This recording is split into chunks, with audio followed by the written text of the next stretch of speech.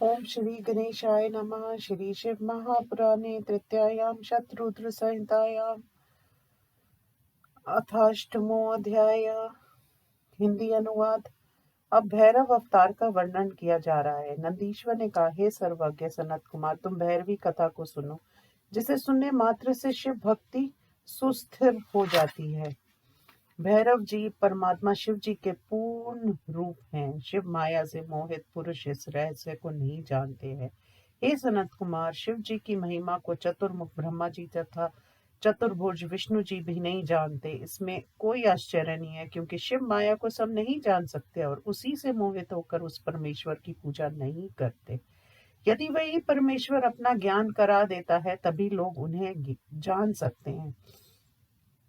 स्वेच्छा से उन्हें कोई नहीं जान सकता। मूर्ख बुद्धि वाले उस सर्वत्र व्याप्त शिव जी को नहीं देख पाते। देवता की भांति वे भी मन वाणी के अगम तथा अगोचर जाने जाते हैं। हे ऋषिवर, मैं एक पुराना इतिहास सुनाता हूँ। हे तात, उस ज्ञानप्रद कथा को श्रद्धा से सुनो। सुमेरु पर्वत के मनोहर शिखर पर बैठे हुए शिव तथा ब्रह्मा जी के पास देवता तथा ऋषि परम तत्व को जानने की इच्छा से गए। वहां आकर ब्रह्मा जी को प्रणाम करके हाथ जोड़कर कंधे झुकाकर आदर से पूछने लगे। देवता तथा ऋषियों ने कहा, देव देव प्रजानाथ सृष्टिकर्ता लोकनायक, हमें ठीक ठीक बतलाइए कि परम अविनाशी तत्व क्या है। नंदीश्वर ने कहा, शिव जी की माया से मोहित ब्रह्मा जी परम तत्व को भूलकर सामान्य बात को कहने लगे। ब्रह्मा जी ने कहा, हे देवता तथा ऋषियों, सुमति से आदर पूर्वक सुनो। जो अविनाशी परम तत्व है, उसका मैं यथार्थ वर्णन करता हूँ। मैं इस संसार की उत्पत्ति का कारण हूँ। मैं धाता, स्वयं भू, अज, ईश्वर, अनादि ब्रह्मा तथा एक निरंजन आत्मा हूँ। मैं ही संसार का प्रवर्तक, संवर्तक तथा निर्वर्तक हूँ। हे देवताओं, मुझसे बड़ा कोई नहीं है। नंदीश्वर ने कहा, जब ब्रह्मा जी ऐसा कह रहे थे, तब विष्णु जी वहां उपस्थित थे। वे भी माया से मोहित होकर कुपित होकर कहने लगे, हे ब्रह्मा जी, आप योग में युक्त हैं। अंत परम तत्व को जानकर आप व्यर्थ की बात कह रहे हैं। संपूर्ण लोकों के कर्ता परम पुरुष परमात्मा यज्ञ नारायण मायाधीश परम गति हैं। हे ब्रह्मा जी, मेरी आज्ञा से आप सृष्टि करते हैं। संसार में मेरा अपमान करके किसी के जीवन की रक्षा नहीं हो सकती। इस प्रकार शिव माया से मोहित होकर परस्पर विजय की इच्छा करते हुए ब्रह्मा विष्णु अपने तर्कों के परिणाम में वेद शास्त्रों के उद्धरण कहने लगे और इन चारों वेदों से पूछना चाहिए, जो मूर्ति धारण किए हुए स्थित हैं, ये इसका प्रमाण जानते हैं। ब्रह्मा विष्णु ने कहा, वेदों को सर्वत्र प्रमाण कहा गया है। अंत आप लोग कहिए कि वह एक अव्यय तत्व क्या है। नंदीश्वर ने कहा, इस प्रकार उन दोनों की बात को सुनकर ऋग आदि वेद परेश प्रभु का स्मरण कर कहने लगे, हे सृष्टि स्थिति करने वाले देवताओं, यदि हम वेद माननीय हैं, तो हम आपके संदेह को दूर करने वाले प्रमाण को कहते हैं। नंदीश्वर ने कहा, वेदों द्वारा कही विधि को सुनकर ब्रह्मा विष्णु वेदों से कहने लगे, जो कुछ आप कहेंगे उसे हम मानेंगे। आप ठीक से कहिए। ऋग्वेद ने कहा, जिसके भीतर संपूर्ण भूत है, जिससे सब कुछ प्रवृत्त होता है और जिसे परम तत्व कहते हैं, वह एक रुद्र ही है। यजुर्वेद ने कहा, जिस ईश्वर का संपूर्ण यज्ञों द्वारा तथा योग द्वारा भजन किया जाता है और जिससे हम प्रमाणित होते हैं, वह सर्वद्रष्टा शिव है। सामदेव ने कहा, जिसकी माया से समस्त प्राणी संसार में भ्रमण किया करते हैं, जिससे योगी जन ढूंढते हैं, जिसके तेज से संपूर्ण संसार प्रकाशित होता है, वही एक त्र्यंबक परम तत्व है। अथर्ववेद ने कहा, जिस महादेव का भक्त जन भक्ति द्वारा साक्षात्कार करते हैं, वही एक परम तत्व शिव दुखों से परे है।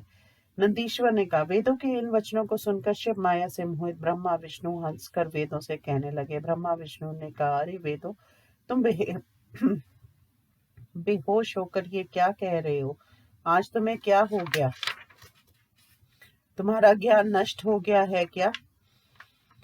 ये प्रमथनाथ शिव धूलि से मलिन पीत गौर वरण दिगंबर और रात दिन शिवा के साथ रमन करने वाले कैसे परम तत्व हो सकते हैं?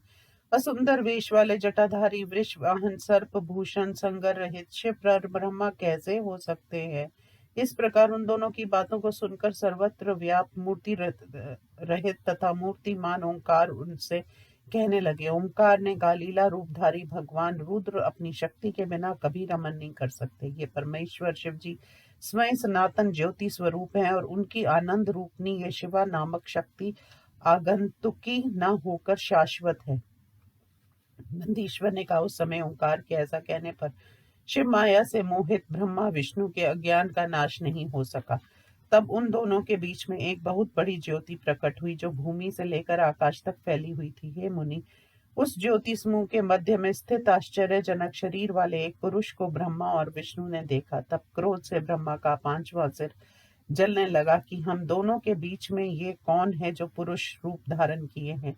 जब तक ब्रह्मा जी सोच ही रहे थे तब तक क्षण भर में वह महापुरुष त्रिनेत्र तथा नील लोहित दिखलाई दिया। हाथ में त्रिशूल धारण किया हुआ, माथे पर तीसरे नेत्र वाला नाग तथा चंद्र विभूषण वाला दिखलाई दिया। ब्रह्मा जी उस मूर्ति को देखकर मोहित होकर हंसते हुए बोले।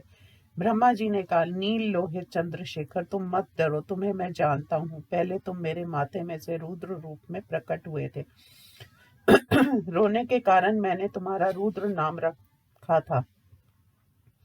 हे पुत्र, मेरी शरण में आओ, मैं तुम्हारी रक्षा करूंगा। नंदीश्वर ने कहा, हे मुनि। उसके बाद शिवजी ब्रह्मा की उस घमंड युक्त बात को सुनकर मानो प्रलय कर देंगे इस प्रकार कुपित हुए। तब परमेश्वर ने क्रोध से एक भैरव नामक पुरुष को पैदा किया और उससे प्रेम से कहने लगे। ईश्वर ने कहा, हे काल भैरव, सर्वप्रथम तुम इस ब्रह्मा को दंडित करो। तुम काल के समान शोभित हो, अंत तुम साक्षात कालराज हो। तुम संसार का पालन करने में समर्थ हो। डराने के कारण तुम भैरव हो, तुम्हें देखकर काल भी डरेगा। अंत तुम्हारा नाम काल भैरव है। तुम कुपित होने पर दुष्टों को नष्ट कर सकोगे, इसलिए तुम्हारा ये आमदर्क नाम सर्वत्र फैलेगा।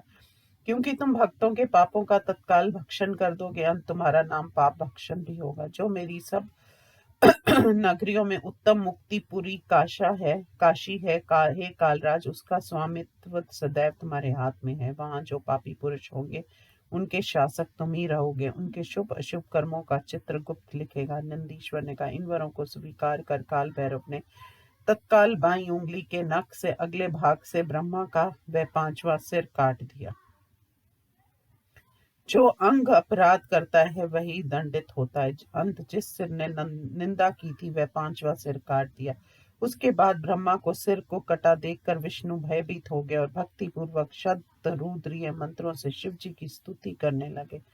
ब्रह्मा भी डर कर शत्रु रुद्रीय मंत्रों का पाठ करने लगे। हे मुनि, इस प्रकार वे दोनों ही घमंड रहित हो गए।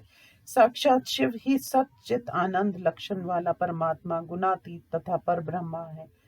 ये ज्ञान उनको हो गया। हे सनत कुमार सर्वज्ञ, मेरे वचनों को सुनो। जब तक प्राणी में घमंड होता है तब तक ज्ञान लुप्त रहता है। अभिमान को छोड़कर ही मनुष्य परमात्मा को पहचानता है। घमंड के विनाशक शिव जी सदा घमंडी का नाश किया करते हैं। उसके बाद शिव जी ने ब्रह्मा विष्णु को घमंड रहित जानकर उन पर प्रसन्न होकर उन्हें निर्भय कर दिया। भक्त वत्सल शिव जी ने उन दोनों को आश्वस्त करके वे अपनी कपर्दनी भैरव मूर्ति से कहने लगे। महादेव जी ने कहा, तुम इन ब्रह्मा तथा विष्णु का सम्मान करना और हे नील लोहित ब्रह्मा के इस सिर को तुम धारण करो। संसार को दिखलाने के लिए ब्रह्मा हत्या नाशक व्रत करो। खप्पर हाथ में लेकर सदैव भिक्षा मांगा करो। शिव जी ये कहकर उसके देखते हुए ब्रह्मा हत्या नामक एक सुप्रसिद्ध कन्या को पैदा करके, जब तक ये कन्या दिव्य वाराणसी नगरी में पहुंचे तब तक भयानक रूप धारण कर उसके पहले ही वहां पहुंच जाना। उससे कहना कि वाराणसी पुरी को छोड़ तुम कहीं भी जा सकती हो। जैसे ही वह वाराणसी में पहुंचेगी वह ब्रह्मा हत्या मुक्त हो जाएगी। नंदीश्वर ने कहा, अत्यंत आश्चर्यजनक लीला करने वाले परम प्रभु शिव जी उस ब्रह्मा हत्या को इस प्रकार यात्रा के लिए प्रेरित कराकर उसी समय अंतर ध्यान हो गए। इस प्रकार श्री शिव महापुराण में भैरव अवतार वर्णन नामक 8वां अध्याय समाप्त। ओम नमः शिवाय।